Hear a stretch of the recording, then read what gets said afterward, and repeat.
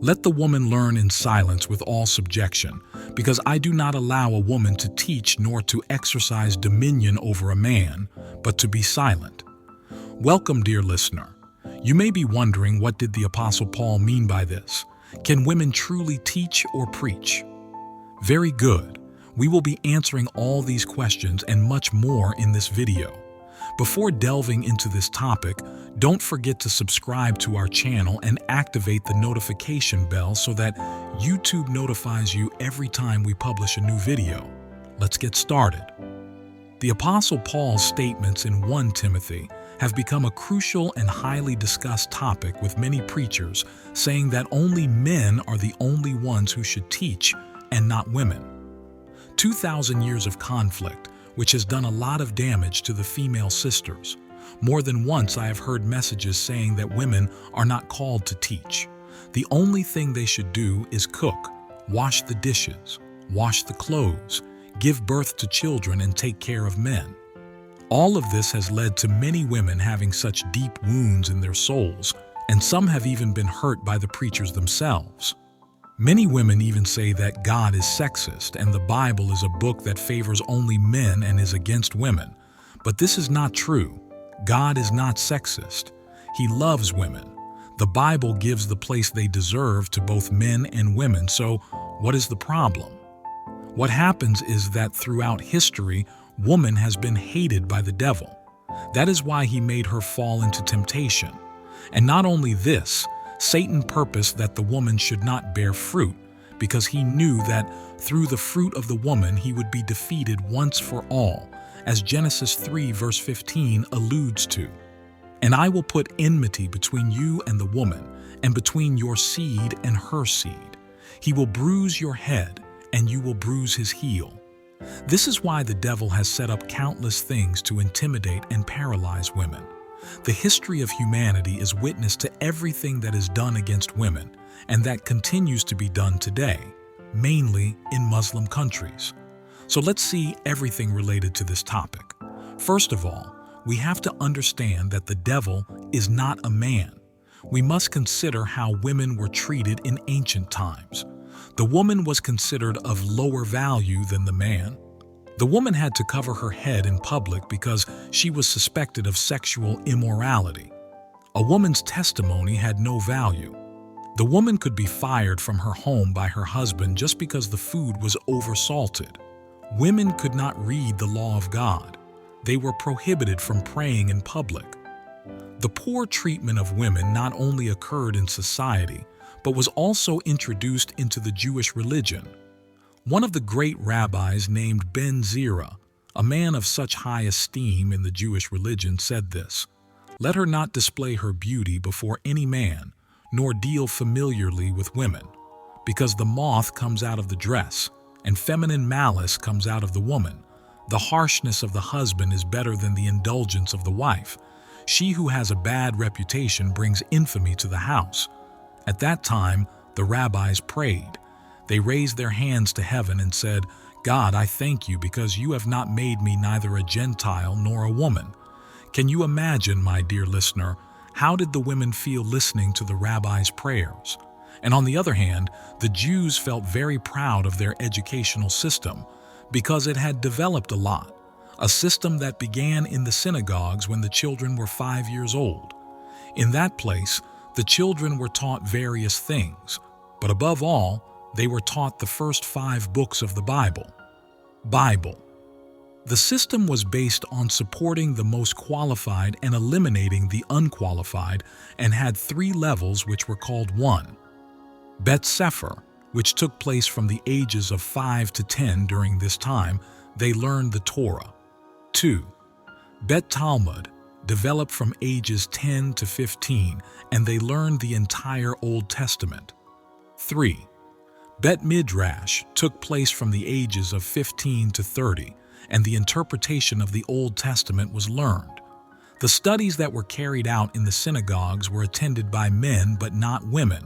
That is to say, that women were not put to study, with the exception of some. Therefore, the only ones who had the right to learning were men and not women. This was what happened in Jewish culture. Greek and Roman societies treated women even worse. Roman culture developed its permissiveness to unlimited license. A man often had a wife to have legitimate children to inherit his possessions, and they had concubines for their own sinful pleasures. Against this backdrop of the mistreatment of women, Jesus brought the good news that they are, in fact, daughters of Abraham. And this daughter of Abraham, whom Satan had bound for 18 years, should not be loosed. Of this lady, she is the daughter of Abraham. Dear listeners, in the sacred scriptures we see that the relationship that Jesus had with women was greatly questioned because he allowed himself to be touched by women, spoke with them, and comforted them. To the woman with the issue of blood, he said, "Daughter, your faith has saved you." I think this woman felt happy when she heard the loving words of Jesus. Our Lord Jesus Christ honored women. What's more, in the genealogical line of Jesus, several women are mentioned, among which are Gentile women such as Rahab the prostitute and Ruth the Moabite, and we also have Tamar and Bathsheba. The most impressive thing about Jesus is that he did not despise any of the women, but rather included them in his ministry and caused a great revolution. Jesus did what no one had done. He freed many women who were demon-possessed, changed their history, healed them, forgave them, and restored them. So we ask ourselves, why do women hate themselves so much? Why do many male preachers attack women when they teach? Are men so perfect they don't make mistakes? The answer is because when a woman rises in prayer and fasting, the powers of the devil tremble, the chains are broken. What's more, even sexist husbands change. The devil's arguments are destroyed. This is called spiritual warfare, and as a result, people come to the feet of Christ. I remember at the time of my conversion, my aunt came to me and told me she was praying for you, nephew.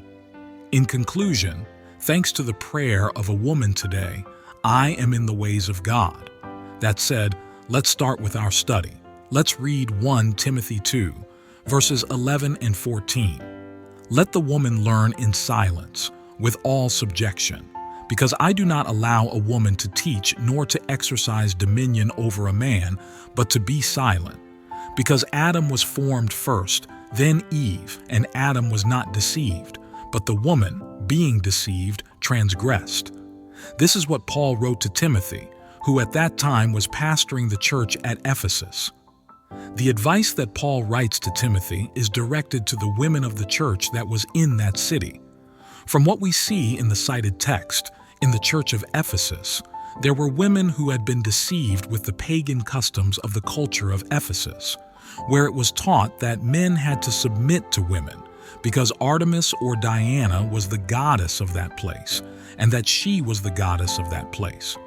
In terms of cult life at Ephesus, it is clear that women played a significant role and held important positions in many cults. Their cults were characterized by giving a prominent role to women, especially as inciters of sensuality. The mythology of Ephesus, including the myth that Ephesus was founded by warrior women known as Amazons, reinforced her status in the cult of Artemis. According to the historian Pausanias, from the earliest days in the early 20th century, if not originally, Amazonian women resided in the sacred place and performed rituals to Artemis there. Cultivated activity for women was more prominent in Asia Minor than elsewhere. One author notes that the 15 women who were archerai, the chief priests or high priests at Ephesus, is the largest known group of any city. At least some held the title in their own right and were not dependent on their husband's title. Women were prominent in the Artemis cults as priestesses. Added to this, there was a sexual revolution occurring throughout the territory of the Roman Empire, characterized by the presumptuous and disturbing behavior of certain women who inappropriately interrupted public meetings and rejected marriage and motherhood in favor of living a promiscuous life. All these teachings and more had been introduced into the church of Ephesus. Therefore, the women of the church at Ephesus did not want to submit to the authority of their husbands. That is to say, they were giving a bad testimony and a bad example for other women. Some of them had a good economy, which allowed them to dress even in a luxurious and dishonest way. Now, in verse 11 of the cited text, it says, "Let the woman learn in silence, with all subjection." This unfortunate translation has led some to believe that it is forbidden for women to even speak in church meetings. Paul uses the same word, translated silence, in 1 Timothy chapter 2, verse 2, and there it is translated quietly. The idea is without contention rather than total silence. Elsewhere in the New Testament, including Paul's writings, women are specifically mentioned praying and speaking in church, as we see in 1 Corinthians chapter 11, verse 5. Learning in silence entails the idea that women receive teaching from the men God has chosen to lead the church with submission rather than silence. This is the principle. Subjection is the principle. Learning in silence describes the application of the principle. Therefore, the women who did not want to submit to their husbands now had to learn to submit to Pastor Timothy and her husbands, because to teach you must first learn.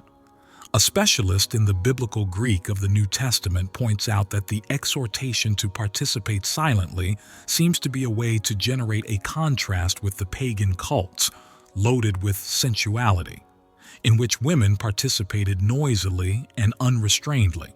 Thank you for watching Daily Logos, we inspiring faith and impacting change.